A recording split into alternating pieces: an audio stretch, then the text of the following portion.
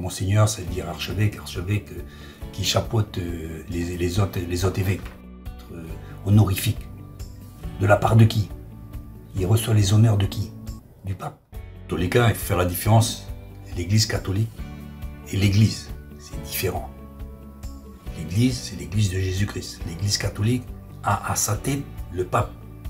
Mais l'église, la vraie église, elle a à sa tête le Christ. Le pape, qui selon l'église catholique, est le successeur de Christ. Impossible. Impossible. Le Christ n'a pas de successeur.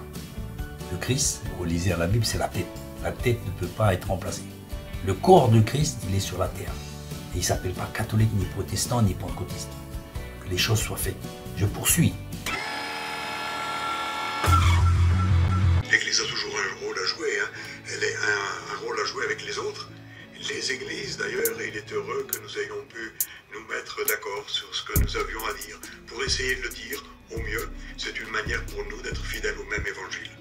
Je rappelle que vous parlez au nom de toutes les églises chrétiennes en Nouvelle-Calédonie. Ce soir, je suis venu en tant que personne, mais la déclaration que j'ai faite ce matin à la cathédrale, qui a été retransmise à la radio, elle a été approuvée par l'ensemble des églises, surtout comme on dit, les églises historiques de Nouvelle-Calédonie, c'est-à-dire celles qui sont là depuis bientôt 2 siècles. Bon, M. Calvé, il parle au nom des églises qui sont arrivées depuis près de 2 siècles. C'est-à-dire les catholiques et les protestants. Si tu parles au nom des églises historiques, elles n'existent plus. Mais il ne peut pas parler au nom de toutes les églises. Donc il a fait le distinguo. Ça, c'est déjà le premier point. Depuis 1843 à peu près qu'ils sont arrivés, les catholiques et les protestants. Donc tu ne peux pas parler à leur nom parce que ces églises, ils sont plus là. On parle de l'église d'aujourd'hui. L'église d'aujourd'hui, il y a plus que les catholiques et les protestants. Le réel problème, c'est de se mettre ensemble. Se mettre ensemble. On ne peut pas parler à la place d'une église qui n'existe plus. Il y a quand même du mépris quand même. Façon de dire, les autres églises n'existent pas. Il parle à la place des églises historiques.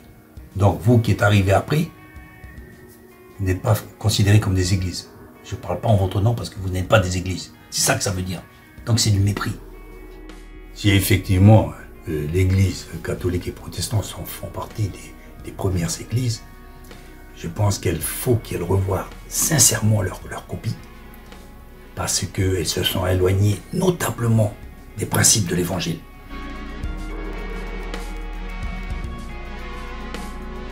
Pour être un des premiers à amorcer la rencontre de cette mission du dialogue. Donc déjà, M. Calvé, quand vous dites j'étais le premier à instituer des actions pour favoriser la paix, je pense que déjà il faut pas se vanter soi-même, c'est pas bon, déjà ça, il ne faut pas le faire. Que d'autres le fassent à votre place, selon les principes de l'évangile. Prenez soin de vous, merci de votre attention et je finis avec cette citation. Dans chaque épreuve, ne cherchez pas l'ennemi, cherchez l'enseignement.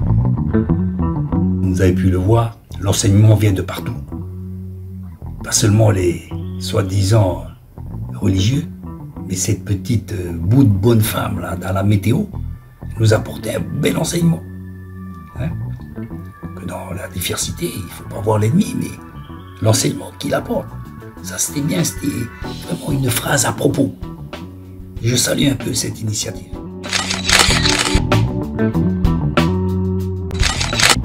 Je dénie aux religieux le monopole de la parole de Dieu, du bon sens et de la vérité, puisque l'Esprit de Dieu est aujourd'hui répandu sur toute chair.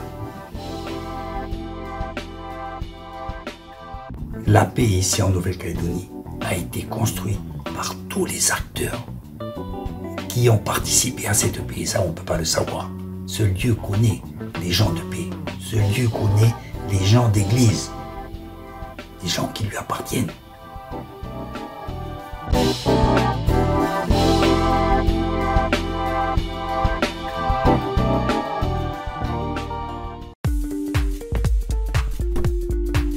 Le 21 décembre 1843, l'Église catholique est arrivée en Nouvelle-Calédonie avec la collaboration des marins. Évidemment, elle a profité de la puissance de l'État pour pouvoir s'implanter. Comme jadis en France, où il n'y a pas eu la séparation de l'État et de l'Église. La preuve, c'est que quand la cathédrale de Notre-Dame à Paris a brûlé, c'est l'État qui s'en est occupé. C'est pas Rome. Parce que c'est des monuments historiques. Donc automatiquement, monument historique, ça veut dire que c'est l'État qui en prend la charge financière. Ces gens-là se sont fait transporter par l'État français, payés et entretenir par l'État français, c'est-à-dire par nos impôts. Et maintenant, ils prétendent quoi? Être des gens incontournables. Jamais de la vie.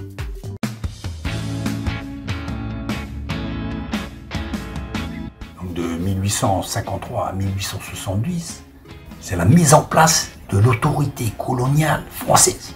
Et le gouverneur Charles Guillain affirme avec détermination l'autorité de la présence française, ce qui entraîne des conflits avec l'Église catholique. Imaginez-vous des conflits et des affrontements pendant plus de 10 ans de manière importante.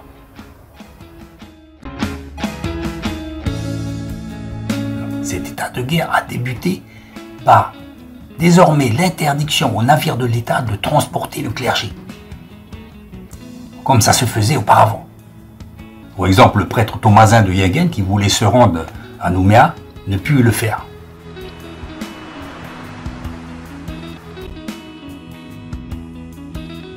Comme en Europe et aux origines à Rome, le clergé catholique a fait finir par croire que l'État leur était redevable. Mais où est Rome alors? Et donc ils ont fini aussi par rouspéter parce que le salaire versé par l'État leur semblait être insuffisant. Il faut noter que les conflits qui commencent en 1894, alors que l'Église catholique était déjà financée par l'État, par le Conseil général de la Nouvelle-Calédonie. Et donc c'est les tribus qui en feront les frais. Il y a eu même des troubles entre catholiques et protestants, que même le gouverneur Guillain n'arrivait pas à stopper. Il était loin de la mission de paix et d'amour prônée par les évangiles.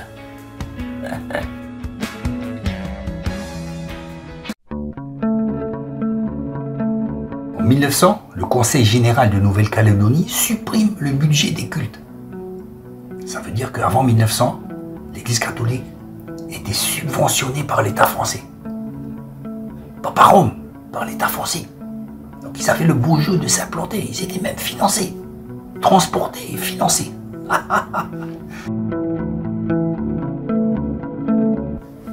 On le voit que pratiquement de tout temps, les catholiques n'avaient pas du tout compris le verset d'être soumis aux autorités, puisqu'elles-mêmes se sentaient faisant partie de cette autorité. Et c'est là le problème. Elle a pris une place qu'elle ne devait pas avoir. D'où s'ensuit par la suite la séparation de l'Église avec l'État, parce que l'État n'en pouvait plus.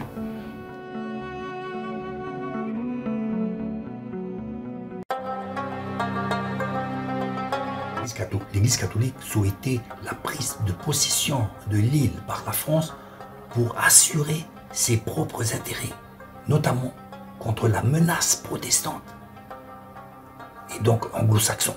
Toujours les mêmes tentations catholiques d'imposer à l'État, je dirais, une politique catholique de colonisation spirituelle. On le voit qu'à cette époque-là, l'Église catholique n'avait aucun scrupule à recevoir de l'argent de l'État et non de Rome.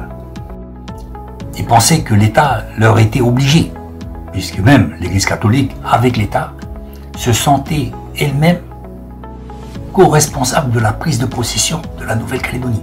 D'ailleurs, vous le voyez en bas des escaliers de la cathédrale, que Monseigneur Douaré a donné ce pays à Dieu. Il a donné à ce pays comme s'il lui appartenait déjà. Voilà l'état d'esprit de l'Église catholique à ce moment-là.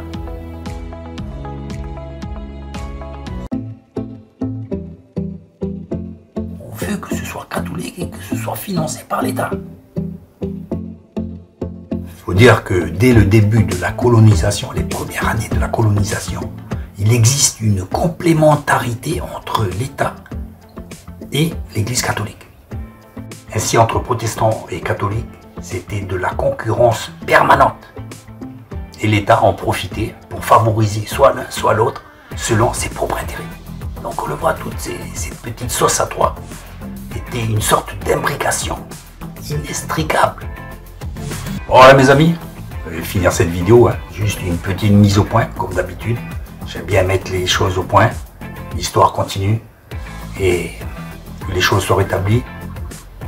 Je ne vais pas tout rétablir, je ne connais pas toute l'histoire, mais je tenais à apporter ma petite pierre à l'édifice de la connaissance et de la compréhension de notre histoire.